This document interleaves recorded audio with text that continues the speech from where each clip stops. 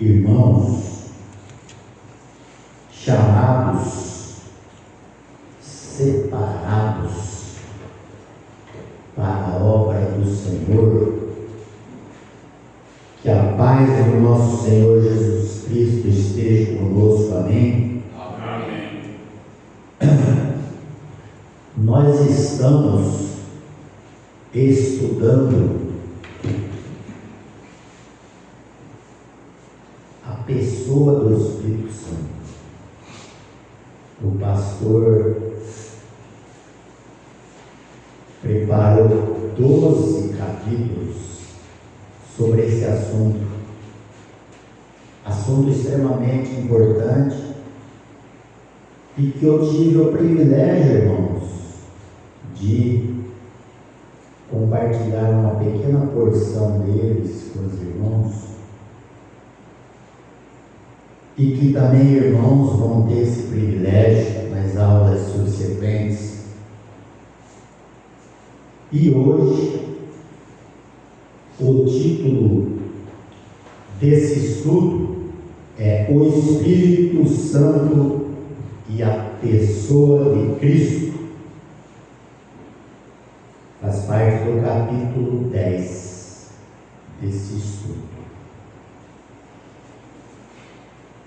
E tem como texto base 3 textos da Palavra do Senhor. Vamos abrir em Lucas 1,35, primeiro texto, Lucas 1,35, e vamos ler em uma só voz esse texto. Lucas 1,35.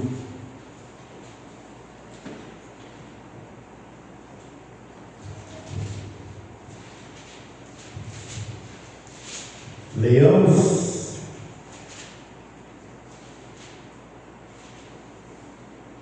Descerá. Respondendo, o anjo disse: Descerá sobre ti o Espírito Santo, e o poder do Altíssimo te cobrirá com a sua sombra. Por isso também o Santo que de ti há de nascer será chamado Filho de Deus. Lucas 4,18.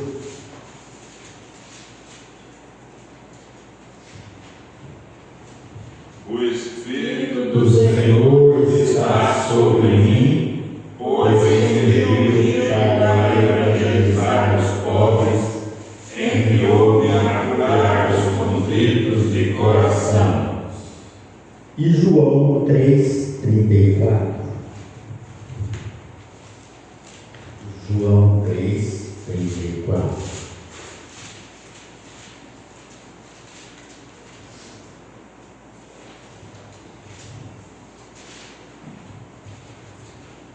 Porque aquele que Deus enviou fala as palavras de Deus, pois não há medida a Deus do Espírito por medida.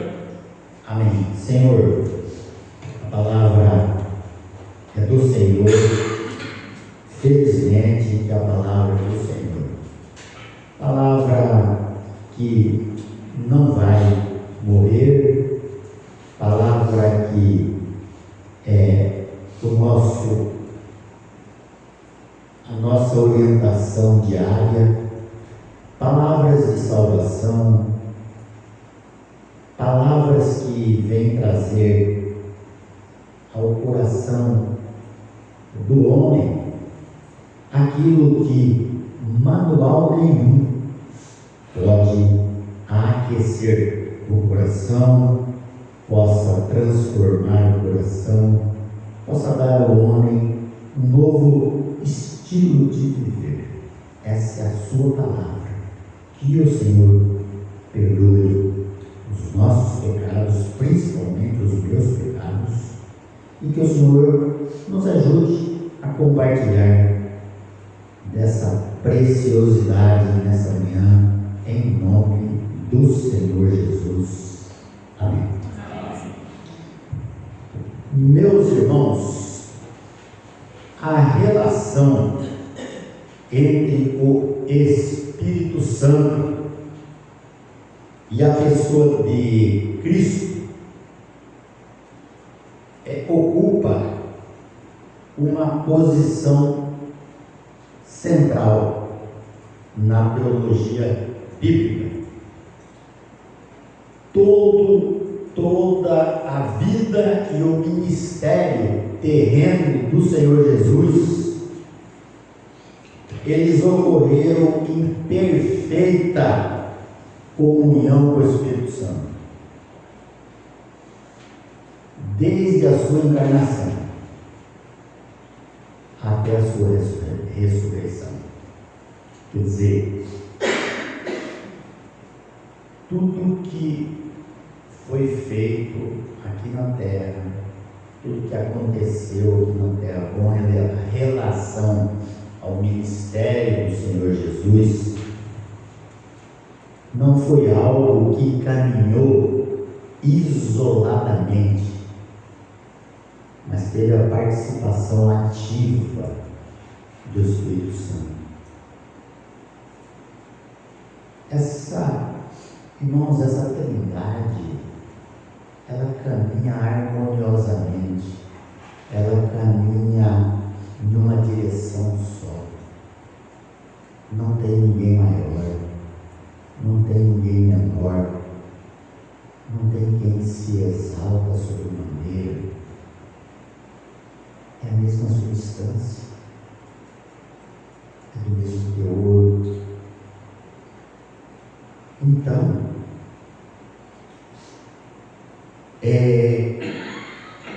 o Espírito Santo participou da concepção do Senhor Jesus, da sua unção messiânica. Nós vamos ver item por item desses tópicos que eu estou falando, do seu ministério público, dos seus milagres, da sua obediência perfeita, de sua morte e de sua ressurreição. Quer dizer, desde a concepção até a ressurreição, teve a participação do Espírito Santo.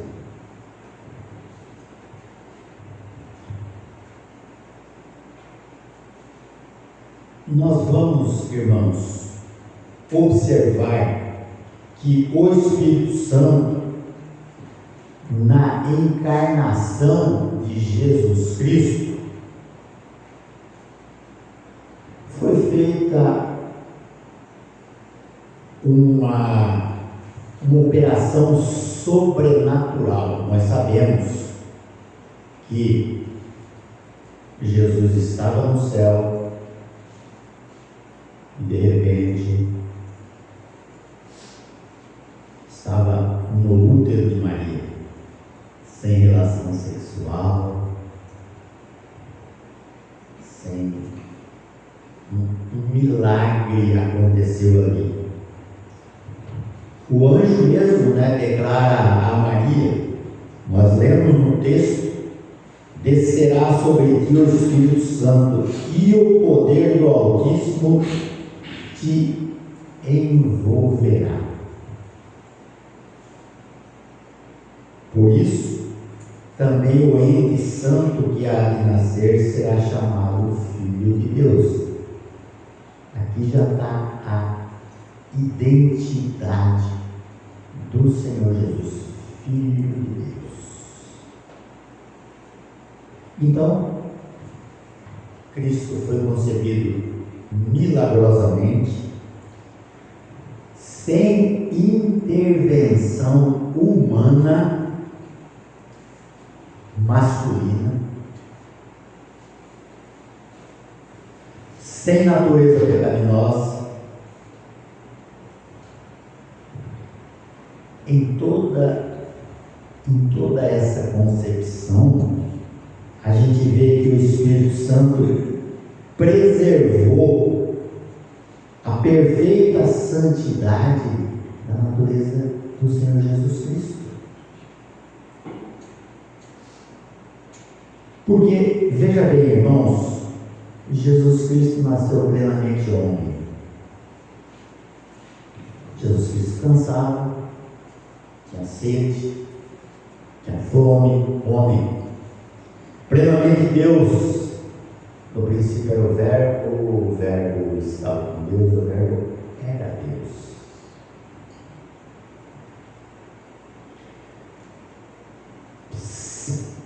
Sem pecado. Por quê? Porque Deus não herdou, porque Jesus não herdou a natureza de não que um relacionamento sexual seja pecado entre um marido e uma mulher. Não, não é. É que ele não herdou a queda lá adâmica. Então ele não teve essa genética do pecado. Jesus não teve isso. E ele desafiava esse mistério de não ter pecado. Quem pode me acusar de pecado? Ele perguntou isso num embate que ele teve ali com os judeus. E a encarnação não diminuiu a sua divindade. A encarnação não diminuiu também a humanidade do Senhor Jesus. Irmãos, percebe uma coisa: Jesus estava dormindo diante daquela tempestade. Quando ele foi acordado, ele estava dormindo porque ele estava cansado, a humanidade. Mas o mesmo Jesus que estava cansado, a divindade dele fez acalmar a natureza. São os dois aspectos visíveis ali da humanidade e da divindade do Senhor Jesus. Interessante isso, né?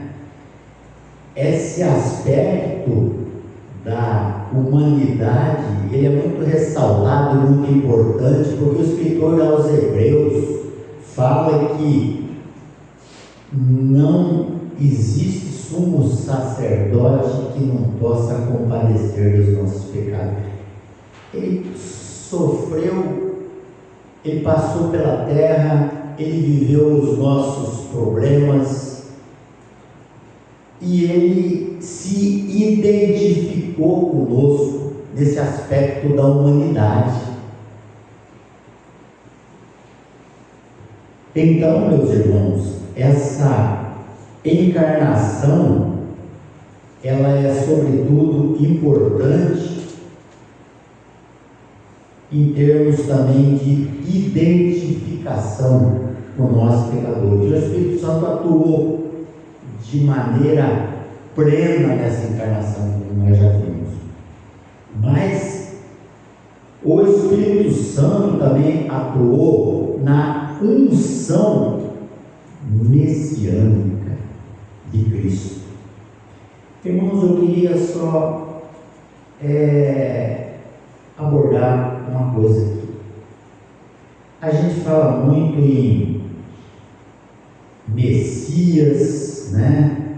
Fala muito em Cristo, né? Mas é bom a gente, antes de falar dessa parte messiânica, a gente pensar que tanto Cristo em grego como Messias no hebraico é a mesma palavra, é ungido, é unção. Por isso que Paulo fala Cristo Jesus, ele está tendo um olhar ali para a parte que não é dos judeus, para a parte grega, olhando esse lado messiânico do Senhor Jesus. E essa unção, meus irmãos, messiânica, se nós olharmos lá no Velho Testamento, quando Deus levantava um rei, ele era ungido, né? Ele era separado para um determinado trabalho. Então pegava-se um óleo e derramava sobre a cabeça desse rei ou desse profeta, né? Sacerdotes, né? Eles eram separados, eles eram ungidos para um determinado trabalho. Mas com o Senhor Jesus foi diferente. O Senhor Jesus foi a unção com o Espírito Santo, realmente que no batismo dele é muito claro isso. Quando ele foi batizado ali no Jordão por João Batista, aparece o Espírito Santo ali em figura de uma pomba e fala: esse é o meu filho amado, em quem eu me comprazo, em quem eu me agrado. Ali estava o símbolo da pomba, estava personificando ali o Espírito Santo, mostrando que aquele que estava sendo batizado ali era o Filho de Deus. Irmãos, essa identificação do Senhor Jesus era muito importante, porque nós vivíamos numa época ali que existia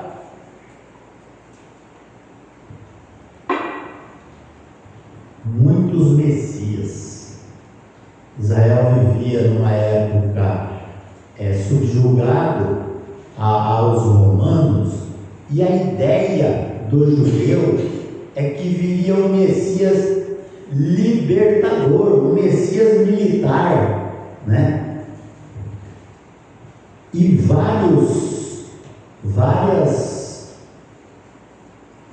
homens tinham se levantado como Messias. Teudas, por exemplo, tinha se levantado, mas ali estava sendo referendado através do Espírito Santo quem era o Messias. A voz do céu absoluta é esse é o meu filho amado. Essa descida visível veio confirmar publicamente o ministério do Senhor Jesus. Veja, irmãos, o ministério do Senhor Jesus foi todo ele público.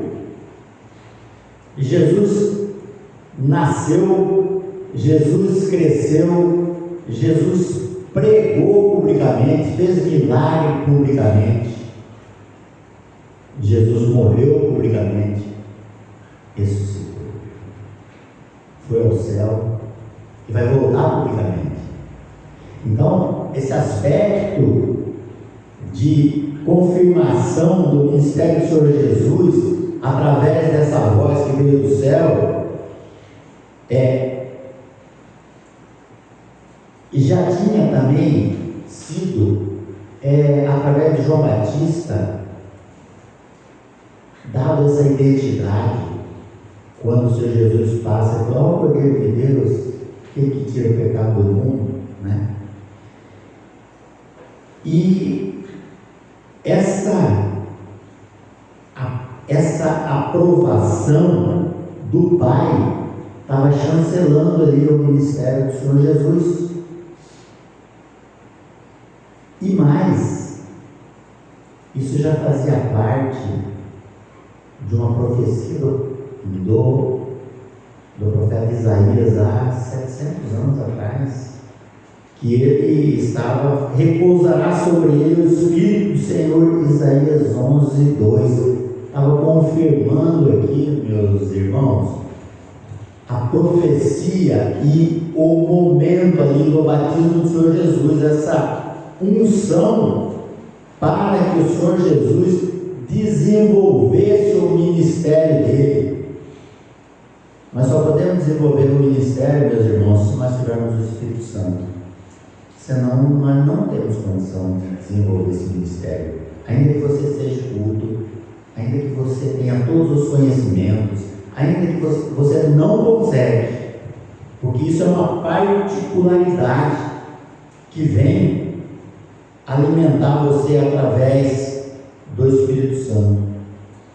E a palavra fala lá em João 3,34, um testemunho de João Batista a respeito de Jesus, ele falando que Cristo recebeu o Espírito sem medida, porque Deus não dá o Espírito por medida.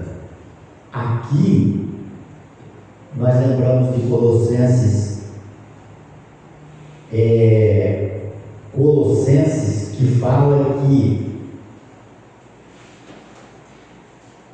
foi do agrado do Pai que toda a plenitude habitasse no Senhor Jesus. Então, meus irmãos, nós temos aqui alguém que nasceu milagrosamente, a atuação do Espírito Santo, toda essa obra de encarnação. Nós temos aqui a ação do Espírito Santo na unção messiânica do Senhor Jesus, para ele iniciar o ministério dele. Posteriormente ele foi levado pelo Espírito também para ser tentado, Mateus 4. E agora o Espírito Santo no ministério terreno do Senhor Jesus. Será que o Senhor Jesus, no ministério terreno dele, ele agia aleatoriamente do jeito que ele queria? Não. Sempre tinha um vínculo. O Senhor Jesus tinha um vínculo estreito com o Pai dele. Eu e o Pai somos um. Quem me vê, vê o Pai. Tudo que o Senhor Jesus fazia, ele se reportava aos pais. Ele nunca foi absoluto, apesar de ser Deus. E esse vínculo forte do Espírito Santo aqui ia permear, ia conduzir, ia solidificar todo o ministério terreno do Senhor Jesus.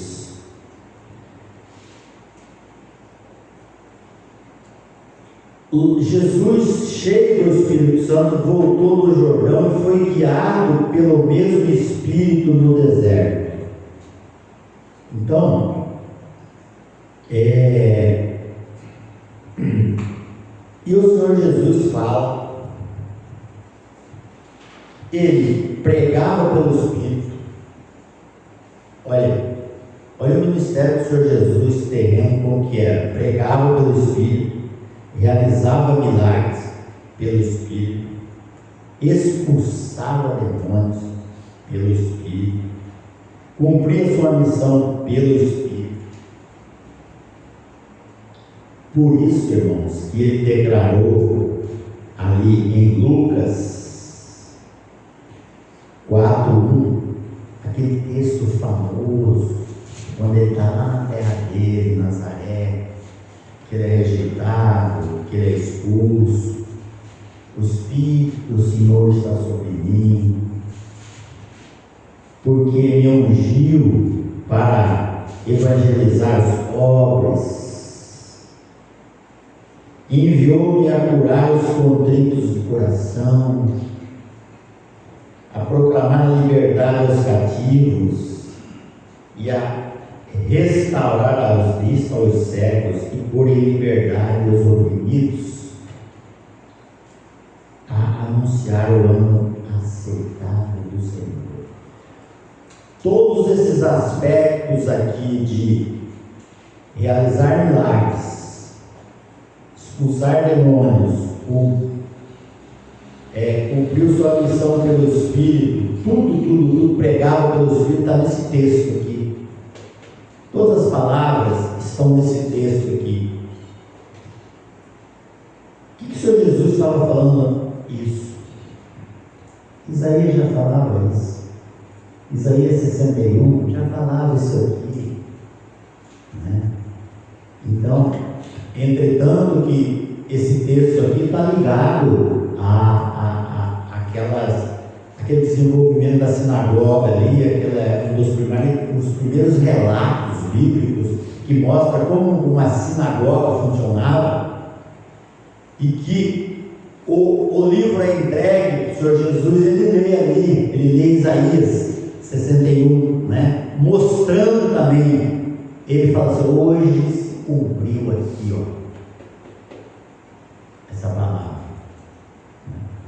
Então, meus irmãos, o ministério de Cristo revela a perfeita harmonia com o Pai, o Filho e o Espírito Santo. E tudo que o Senhor Jesus fazia, desde o aspecto da salvação, o Pai planejava, o Senhor Jesus realizava e o Espírito Santo aplicava. Como eu falei, a Trindade não tem estrela. A Trindade não tem. Veja, que ensinamento para nós, né, irmãos? O poder, o maior poder do mundo,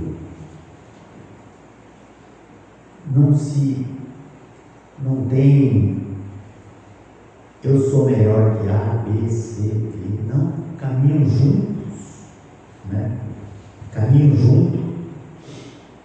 E o pastor faz uma ressalta aqui sobre John Wayne, que ensinou que Cristo exerceu seu ministério terreno mediante a operação contínua do Espírito Santo sobre sua natureza humana. Olha, contínua do Espírito Santo sobre a sua natureza humana. Sobrepujava o Espírito Santo sobre a natureza humana. Claro que sim. Segundo o Espírito fortaleceu Jesus em sua obediência, sustentou seu sofrimento e capacitou sua perfeita submissão à vontade do Pai durante toda a sua obra redentora. Então nada foi feita absolutamente, exclusivamente pelo Senhor Jesus, apesar de ser Deus. Mas, como nós falamos que o Espírito Santo caminhou e estava presente em todo o ministério do Senhor Jesus, não poderia ser diferente o Espírito Santo com relação aos milagres do Senhor Jesus. E os milagres de Jesus manifestavam, e ele mesmo falou, que o reino de Deus tinha chegado. Porque não eram milagres feitos por homens. Os irmãos se lembram? Hoje existe a vulgaridade, né? Existe a massificação de milagres. Nós sabemos que não são milagres, né? Que são coisas mais parecidas com mágicas, né? Meus irmãos lembram do Simão Mágico, né? Ele queria, quando ele viu a imposição que Pedro fazia e aconteciam aquelas transformações ali em Samaria, ele quis também pegar daquilo. Então, não era possível, né? Aquilo Deus escolhe, e Deus escolheu o Filho dele para mostrar que alguma coisa diferente estava acontecendo. que nunca tinha acontecido. Cegos estavam enxergando, coxos estavam andando, homem de mão ressequida estava sendo restaurado. Então, o Senhor Jesus fala: se porém eu expulso os demônios pelo Espírito de Deus, certamente é chegada o reino de Deus sobre vós, lá em Mateus 12, 28. Então, meus irmãos, esses milagres autenticavam o ministério do Senhor Jesus. Lembra que quando Jesus fez aquela visita a Nicodemos falou umas palavras interessantes ali para eles, e o Senhor é mestre mesmo, porque vindo da parte de Deus, porque ninguém pode fazer esses sinais se Deus não estiver com ele. Então esses sinais, esses milagres autenticavam ali esse ministério, revelavam a identidade messiânica. Como eu falei, existiam muitas pessoas que se diziam Messias, e o Senhor Jesus, apesar do Senhor Jesus ser extremamente discreto quanto a essa identidade dele, em várias oportunidades ele manifestou essa identidade dele, como lá pro cego de João 9. Esse que está falando com você é o Messias, né? Em João 4, lá na a mulher de Samaria, né? Quando ela falou: vejo que és profeta, né? Eu sou, né? Eu que falo, né? Contigo, sou eu, né? Mas também esses milagres deles demonstravam uma autoridade que só ele, como Deus, poderia reivindicar. Autoridade de perdoar pecados. Veja, quando ele curava e era questionado, qual é mais fácil eu falar? Seus pecados são perdoados ou levante? Ele foi até escarnecido, porque Simão uma vez falou para ele, quando ele foi convidado para ajudar, se ele soubesse quem que é essa mulher ali, que ele, né? Mas ele tinha e tem a exclusividade de perdoar pecados. Ele intercede por nós através do Senhor para perdoar pecado exclusivamente. Não tem outro, meus irmãos, não existe outra via, não existe como, não existe possibilidade nenhuma de perdão do pecado sem não ser na esfera do Senhor Jesus, na esfera de Deus, porque Ele fez o sacrifício. Então, esses milagres vieram mostrar que o Senhor Jesus tinha poder sobre enfermidades, sobre forças malignas, sobre demônios, né? sobre a morte. Tudo isso em perfeita união com o Espírito Santo. Mas o Espírito Santo também, meus irmãos, atuou na obediência perfeita de Cristo. Filipenses 2:8 fala que se, achando em forma de homem, humilhou-se a si mesmo, sendo obediente à morte e morte de cruz. Aqui já está falando que o Senhor Jesus foi obediente, né? E nessa obediência tiveram vários aspectos do ministério dele que ele se portou realmente de maneira obediente, humilde. Apesar de ter sido rejeitado, humilhado, vilipendiado, o Senhor Jesus, e ele fala para que a gente, o apóstolo Paulo fala para que a gente imite ele, né, nesses aspectos todos, né? E ele foi tentado, né? Ele foi conduzido pelo Espírito Santo para ser tentado, e ele foi submisso a isso. Ele não se levantou.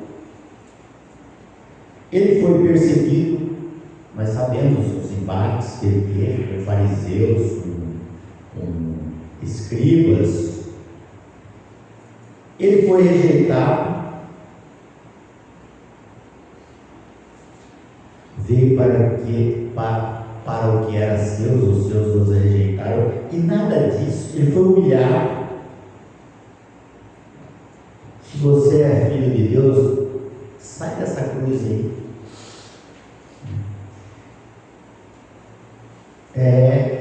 E ele não se levantou contra nada disso. O Espírito Santo agiu nessa obediência perfeita, porque nós temos que ver também ali que tem um aspecto da humanidade, né? E apesar de tudo isso, permaneceu sem pecado. Então, o Espírito Santo sustentou Cristo em sua perfeita obediência. Perfeita obediência. Porque o que estava sendo envolvido ali não eram coisas pequenas. Era um Deus sendo afrontado.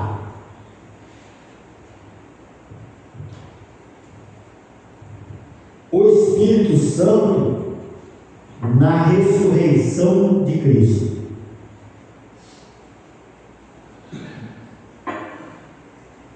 O Espírito Santo participou da ressurreição de Cristo. Paulo escreveu: se habita em vós o Espírito daquele que ressuscitou a Jesus dentre os mortos, Romanos,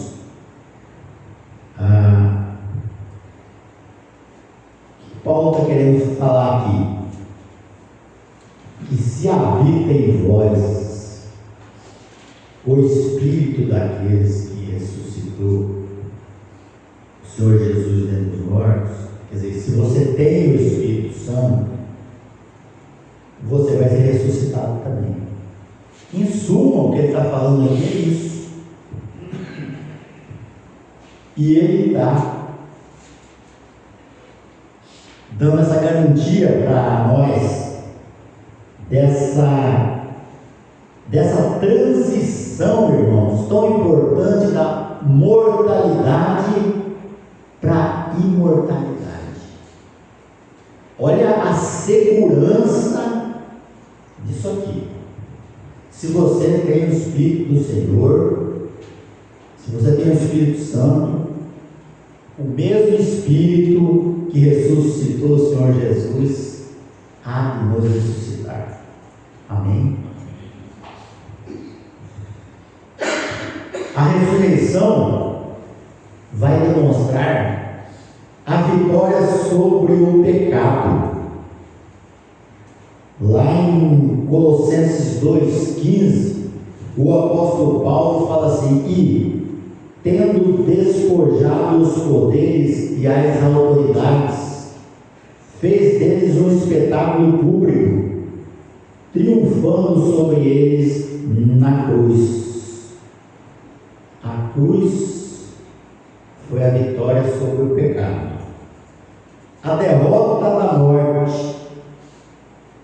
A ressurreição representa a derrota da morte. O apóstolo Paulo, escrevendo aos Coríntios, na primeira carta aos Coríntios, capítulo 15, ele fala assim: onde está a morte, o seu aguilhão? Ó morte, onde está a sua vitória?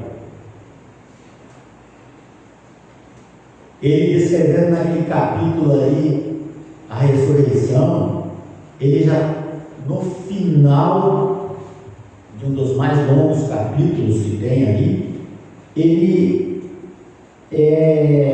dá a certeza que a morte foi vencida através da cruz. A confirmação da obra redentora. E ele até faz uma crítica ali aos Coríntios, ao apóstolo Paulo. Fala: olha, se Cristo não ressuscitou, então é inútil, né? A nossa pregação, mas vamos beber e comer, né? Mas na verdade o apóstolo continua: Cristo ressuscitou. Irmãos, eu fico pensando assim: o apóstolo Paulo era um homem muito culto, era um homem muito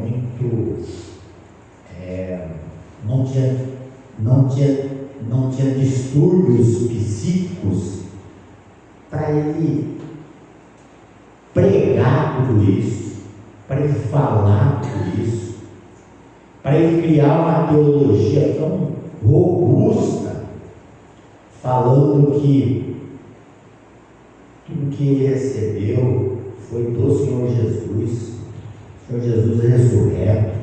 São coisas fortes que vêm assim, dar um alento para nós, aumentar a nossa fé. Ninguém está inventando uma coisa daquela, ninguém está falando uma coisa assim. O cara sofreu toda a vida dele, depois que o Senhor Jesus apareceu para ele entregou a vida dele realmente àquele ministério, com certeza, porque ele sabia, irmãos, ele sabia que aquilo era verdade. Saulo, Saulo, por que me persegues? E aí ele teve 3 anos com o Senhor Jesus na Arábia, lá recebendo pessoalmente. Eu não recebi de ninguém, eu recebi do Senhor Jesus. São coisas assim que nos deixa cada vez mais com a nossa fé fundamentada. Mas, irmãos, o Espírito Santo também agiu no derramamento do Espírito ali em Pentecostes. Nós sabemos que o Senhor Jesus já tinha ascendido os céus e tinha falado para os discípulos dele receberem esse poder. Vocês serão as minhas testemunhas, tanto em Jerusalém, como na Judéia, Samaria, até os confins da terra, porque vai descer sobre vós o Espírito Santo. E aqui no Pentecostes, lá em Atos 2, estava tendo esse cumprimento desse derramamento do Espírito Santo. E o apóstolo Pedro fala, depois de uma inquietação ali de alguns achar que as pessoas estavam até embriagadas porque estavam falando falando numa língua que todos entendiam aquela língua, apesar de ser de várias nacionalidades. E o apóstolo Pedro declara: exaltado, pois a destra de Deus derramou isto que vede e ouvis. O Espírito Santo estava agindo ali para que aqueles apóstolos começassem o seu ministério revestidos do Espírito Santo. Por isso o Senhor Jesus falou assim: vocês não se ausentem de Jerusalém. Vocês tinham que ficar esperando para ser revestidos do Espírito Santo. E assim somos nós, meus irmãos. Se o Espírito Santo não nos revestir, nós não temos ousadia para pregar, nós não temos convicção. E o Pentecoste é o resultado direto da obra consumada de Cristo. Jesus morreu, ressuscitou e ascendeu. Ele enviou o Espírito à igreja. Lembra quando o Senhor Jesus falou: convém que eu vá, porque se eu não for, o Consolador não virá. Aqui estava sendo o cumprimento, e o Espírito Santo era esse Consolador que o Senhor Jesus prometeu e que está agindo hoje no seu coração, no meu coração, que está nos revestindo com esse poder, com essa esperança, com essa fé. Mas também, meus irmãos, o Espírito Santo age também na união do crente com Cristo. Será que o crente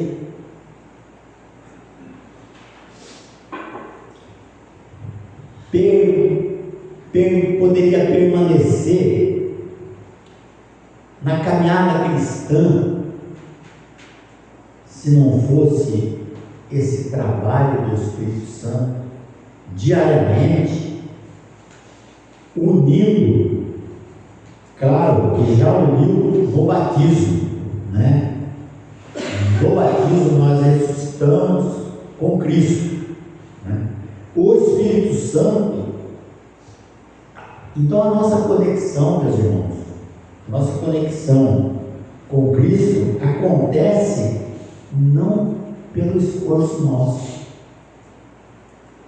Você não acorda assim e fala: de agora em diante eu vou estar em conexão com o Senhor Jesus Cristo. Não é assim. A possibilidade que existe do esforço humano é zero.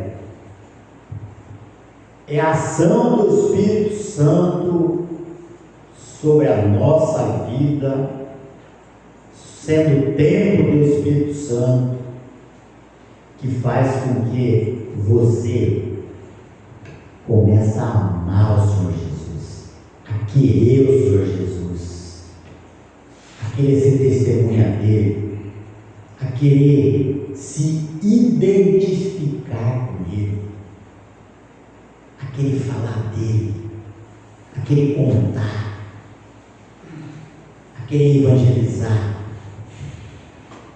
Não é esforço humano, é ação do Espírito Santo. Lá em 1 Coríntios 12:13 fala assim: pois todos nós somos batizados em um Espírito, formando um corpo, independente de raça, quer judeus, quer gregos, quer servos, quer livres, todos temos bebido de um Espírito. O Espírito aplica a redenção. Espírito nos convence do pecado.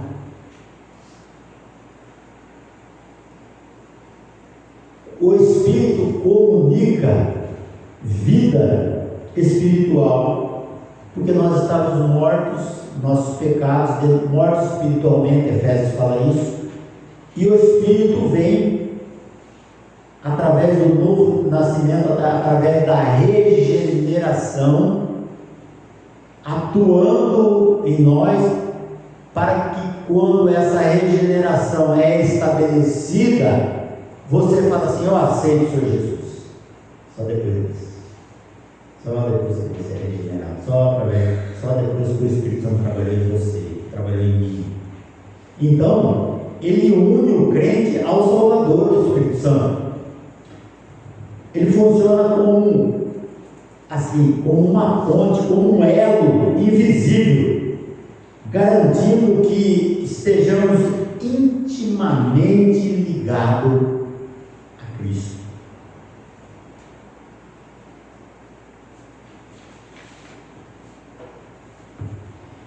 Meus irmãos,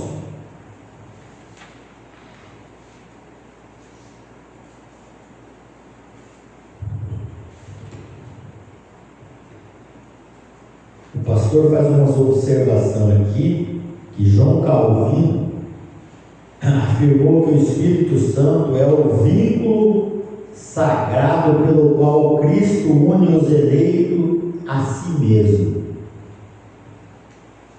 Segundo Calvino, tudo aquilo que Cristo conquistou na cruz torna-se eficaz na vida dos crentes somente pela operação interior do Espírito Santo. O Catecismo Maior, símbolo de fé da nossa igreja, de Westminster, ensina que Cristo foi ungido pelo Espírito Santo acima de toda medida, sendo plenamente capacitado para exercer os ofícios de profeta, sacerdote e rei. Mas já estamos a terminar, meus irmãos. Mas o Espírito Santo também glorifica a Cristo.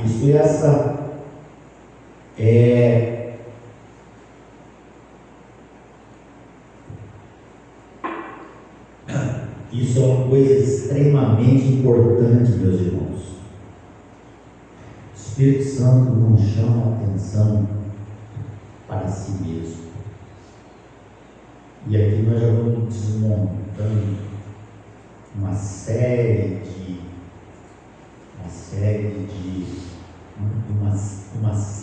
teatros que a gente, infelizmente, vê em vídeos usuais, dando a ideia de um poder do Espírito. Ele não faz isso. Ele não faz isso. Segundo Carson, qualquer movimento espiritual que centralize emoções, experiências humanas ou manifestações extraordinárias acima da obra de Cristo, desvia-se verdadeiramente do Espírito Santo. Então, voltemos à reforma, pensemos nela. Graças a Deus, estamos entendendo essa ação do Espírito Santo, que é glorificar o Filho, é exaltar o Filho, é revelar o Filho, revelar o Evangelho, é mostrar o Evangelho, é sensibilizar a pessoa que está ouvindo esse Evangelho, é nos ajudar a entender o Evangelho, é conduzir os pecadores ao Salvador, resgatar aquele perdido. Jesus afirmou, João 16,4: Ele me glorificará, porque há de receber do que é meu e vou há de anunciar.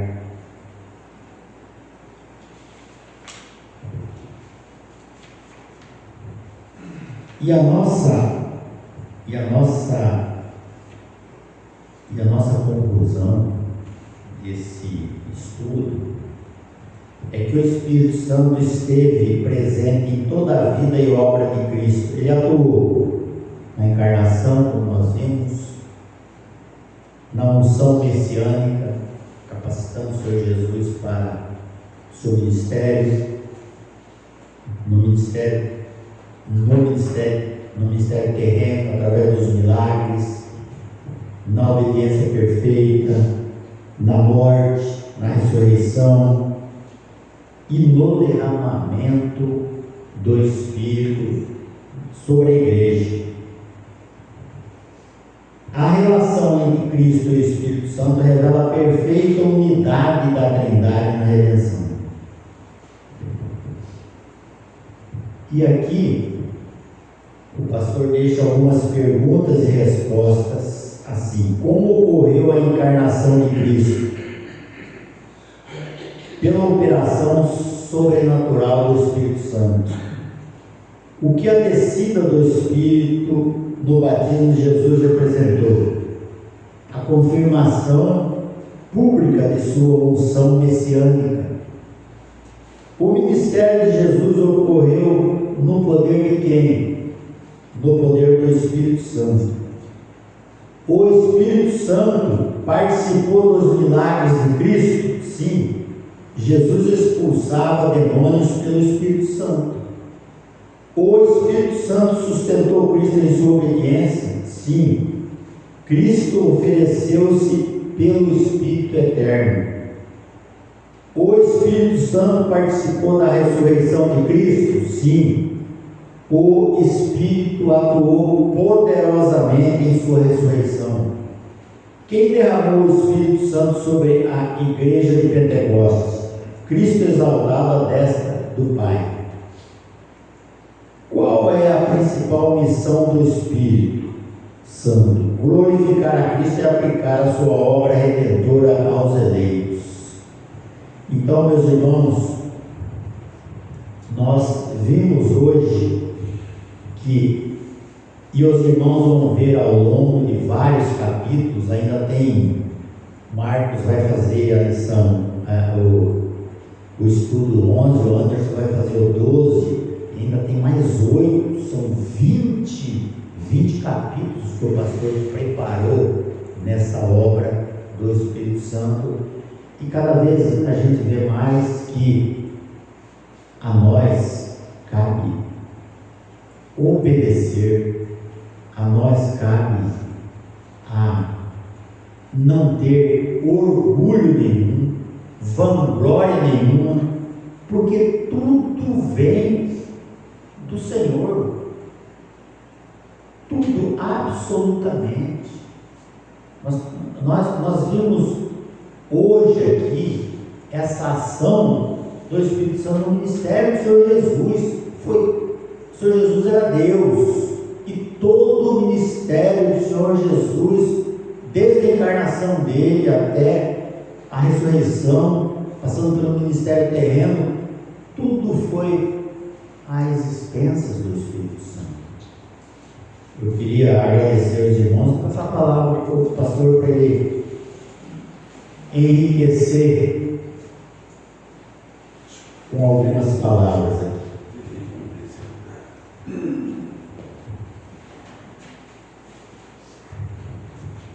Ok, queridos, foi de infinita alegria poder ser edificado pelo meio da palavra e estudado sobre a obra do Espírito Santo na relação com o Senhor Jesus. Esse Jesus que nos dá graça e nos dirige pelo Espírito Santo. Agora nós vamos orar, agradecendo a Deus e receber a bênção do Senhor. Muito obrigado, Senhor, pela Tua palavra, pelo Teu Espírito que habita em nós e revela Jesus, que nos guia em toda a verdade. Esse Espírito que derramou graça, que ungiu o Senhor Jesus, é o mesmo Espírito que nos ungiu. E nós queremos fazer a Tua obra, porque o Senhor Jesus disse que obras maiores ainda nós faremos. Que coisa maravilhosa saber que podemos fazer uma obra maior ainda do que a do Senhor Jesus.